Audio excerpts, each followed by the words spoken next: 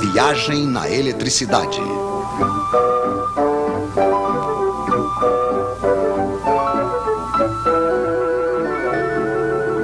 Os Três Mosqueteiros. Agora sabemos o que é a eletricidade. Entre dois fios, liga-se um gerador.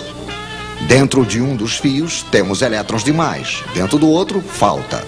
No outro lado dos fios, os elétrons passam através de um receptor, desprendendo energia. Isso faz uma corrente de elétrons. É muito simples. Infelizmente, na prática, não vemos os elétrons. E se vocês quiserem se situar nos circuitos elétricos, precisam de um pouco mais de informação, é claro.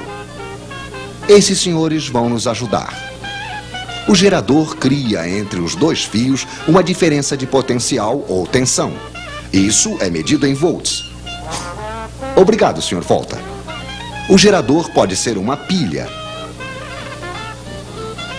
uma bateria de carro ou simplesmente uma tomada. O receptor pode ser uma lâmpada, um ferro de passar, um radiador elétrico, enfim, uma quantidade de aparelhos mais ou menos potentes. A potência se mede em watts, em quilowatts. Obrigado, Sr. Watts.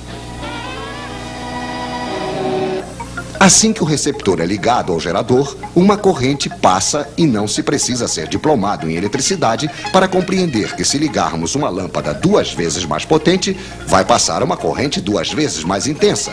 Isso supondo que a quantidade de volts não tenha mudado. A intensidade da corrente se mede em amperes. Poderíamos medi-la, é claro, mas não é necessário. Conhecemos a voltagem. Está escrito nas pilhas ou nos contadores. Conhecemos a potência, está escrita nos aparelhos.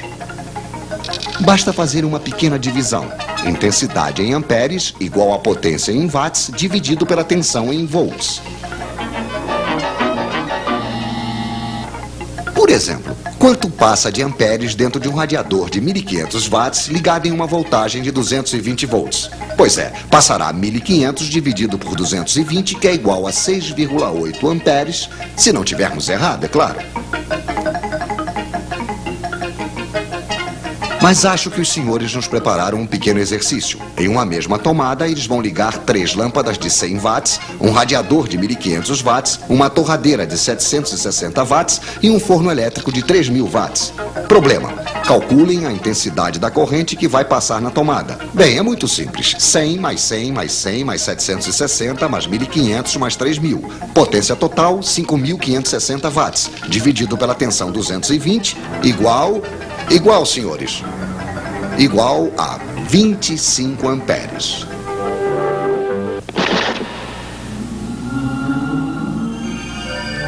Pois é, não passou absolutamente nada. Ou antes, passou tantos amperes que os fios esquentaram, o isolante queimou, a corrente contentíssima, claro, passou diretamente e houve um curto-circuito. Os nossos senhores não conhecem o disjuntor. O nosso radiador esquenta por quê? Porque no interior, a corrente passa em um fio que tem uma certa resistência. Para a resistência dos receptores, precisamos de um quarto mosqueteiro, o ohm, que se escreve ômega. Obrigado, Sr. Ohm. Poderíamos medir esta resistência, mas também não precisamos, pois é calculada facilmente. Resistência em ohms igual a tensão em volts dividido pela intensidade em amperes. O seu radiador, que deixa passar uma corrente de 6,8 amperes, terá uma resistência de 32 ohms. Mas é realmente interessante saber disso? Sim, pois os fios que vão para o radiador também têm uma certa resistência.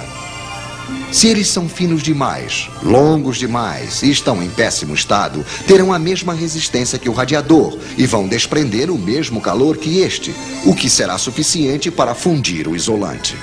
Moral da história: fiquem atentos para não deixar passar amperes demais em seus fios. Então retenham os nomes dos seus 4 mosqueteiros: watt, ampere, ohm, volt, e se além do mais vocês retiverem sua fórmula, estarão quase diplomados em eletricidade.